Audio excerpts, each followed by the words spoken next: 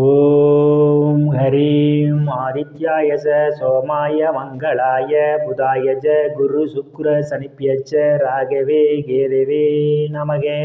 உலகை கட்டி காக்கும் பரமேஸ்வரன் பார்வதியின் திருவருளால் அனைவரும் நலமுடன் வாழ அந்த எல்லாம் வல்ல இறைவனை வணங்கி நேரில் அனைவருக்கும் எனது அன்பான வணக்கங்களை தெரிவித்துக் கொள்கின்றேன்.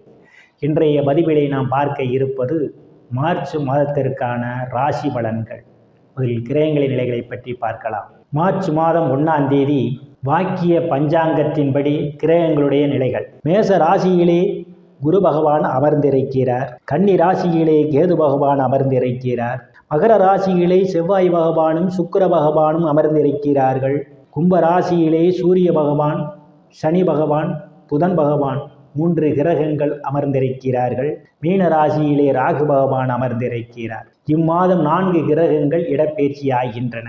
புதன் பகவான் மார்ச் மாதம் 2ஆம் தேதி கும்ப ராசியிலிருந்து மீன ராசிக்கு இடப்பெயர்ச்சி ஆகிறார். சுக்கிர பகவான் மார்ச் மாதம் 8ஆம் தேதி மகர ராசியிலிருந்து கும்ப ராசிக்கு இடப்பெயர்ச்சி ஆகிறார். செவ்வாய் பகவான் மார்ச் மாதம் 14ஆம் தேதி மகர ராசியிலிருந்து கும்ப ராசிக்கு இடப்பெயர்ச்சி ஆகிறார். சூரிய பகவான் மார்ச் மாதம் 14ஆம் தேதி கும்ப ராசியிலிருந்து மீன ராசிக்கு இடப்பெயர்ச்சி ஆகிறார். நான் கூறக்கூடிய பலன்கள் அனைத்தும் வாக்கிய பஞ்சாங்கத்தின்படி கோச்சார ரீதியான உலக மக்கள் அனைவருக்குமான பொது பலன்கள். உங்களுடைய சுய சாதகத்தில் கிரகங்கள் இருந்த நிலைமையும் தற்போது நடக்கக்கூடிய தசாபுத்தியையும் கணக்கில் எடுத்துக்கொண்டு பலன்கள் எடுக்கும்போதுதான் துல்லியமான பலன்களை எடுக்க முடியும். வாருங்கள் ராசிக்குள் போகலாம். சிம்ம ராசி. சிம்ம ராசிக்காரர்களுக்கு கிரகங்களுடைய பயணத்தையும் பார்வையை வைத்து பார்க்கும் பொழுது சாதகமான பலன்களும் பாதகமான பலன்களும் கலந்தே நடைபெறுவதற்கான வாய்ப்புகள் உண்டு. சிம்ம ராசியிலே எந்தவித கிரகங்களும் இல்லை. ராசியை குரு பகவான் பார்வையிடுகிறார். பெயர் புகழ் அந்தஸ்து நிறைந்து சந்தோஷம் நிலவக்கூடிய மாதமாகவே இந்த மாதம் அமைய இருக்கின்றது. சிம்ம ராசிக்காரர்கள் செயல்பாடுகளில் ஒரு வேகம் நிறைந்திருக்கும். தனம் குடும்ப வாக்கு ஸ்தானத்திலே கேது பகவான் அமர்ந்திருப்பதால் பிறருடன் பேசும்போது எச்சரிக்கை தேவை. இல்லை என்றால் உங்களுடைய பேச்சே உங்களுக்கு வினையாக வருவதற்கான வாய்ப்புகள் உண்டு. தைரிய வீரிய ஸ்தானத்தில் எந்தவித கிரகங்களும் இல்லை. தைரிய வீரிய ஸ்தானத்தை குரு பகவான் பார்வையிடுகிறார். தைரியமாக எதிரிகளை வெல்லக்கூடிய ஆற்றல் உங்களுக்கு உண்டு. இளைய சகோதரிகள் மூலமாக பொருளாதாரம் மேம்படக்கூடிய காலம் இந்த காலம். சிறு குறு பயணங்களால் சிலருக்கு அனுகூலமான பலன்கள் உண்டு. சுகஸ்தானத்தில் எந்தவித கிரகங்களும் இல்லை. சுகஸ்தானத்தை சனி பகவான் பார்வையிடுவதால் தாயினுடைய உடல்நிலையிலே கவனம் எடுத்துக்கொள்வது நல்லது. சிலருக்கு தாயால் பிரச்சனைகள் வருவதற்கான வாய்ப்புகள் உண்டு. பூமி வீடு வாகனம் வாங்கும்போது ஒன்றுக்கு பல முறை யோசித்து வாங்குவதே நல்லது. உயர்கல்வி படிக்கக்கூடிய மாணவ மாணவிகள் படிப்பிலே கூடுதல் கவனம் எடுத்துக்கொள்வது மிகவும் சிறப்பு.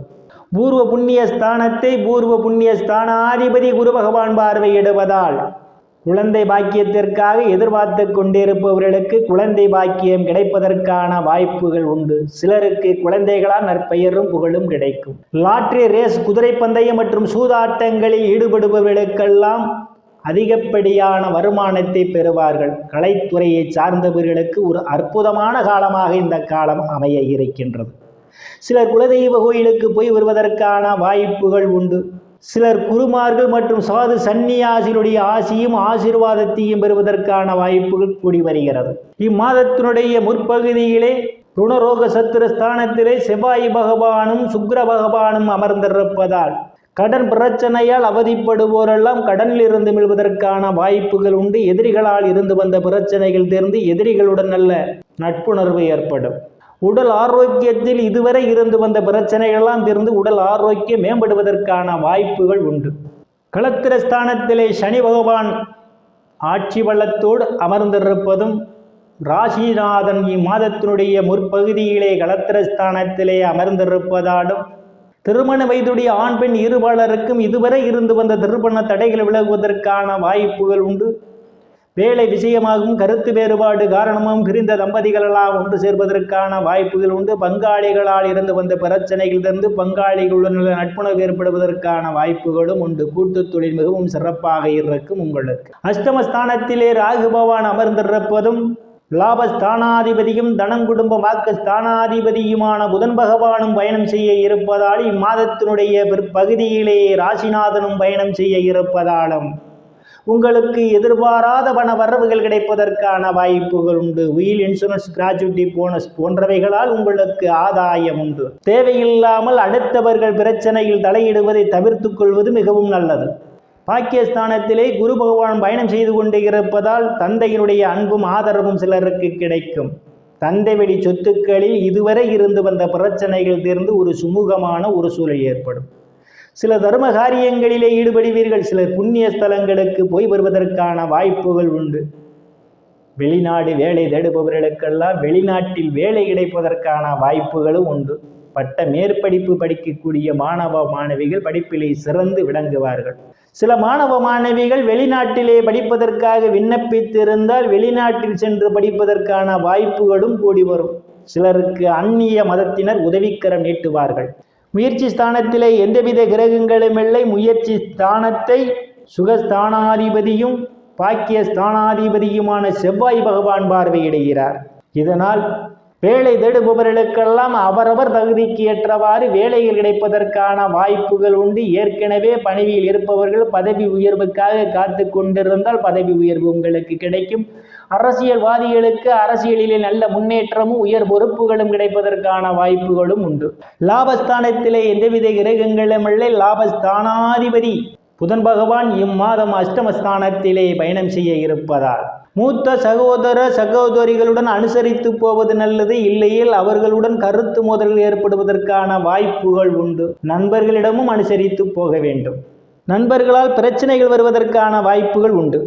விரயஸ்தானத்திலே எந்தவித கிரகங்களும் இல்லை. விரயஸ்தானத்தை சுகஸ்தானாதிபதியும் பாக்கிய ஸ்தானாதிபதியுமான செவ்வாய் பகவான் இம்மாதத்தினுடைய முற்பகுதியிலே பார்வையிடுவதாலும் முயற்சி ஸ்தானாதிபதியும் தைரிய வீரிய ஸ்தானாதிபதியுமான சுக்கிர பகவான் இம்மாதத்தினுடைய முற்பகுதியிலே அவர் பார்வையிடுவதாலும் சிலருக்கு சுப செலவுகள் ஏற்படுவதற்கான வாய்ப்புகள் உண்டு.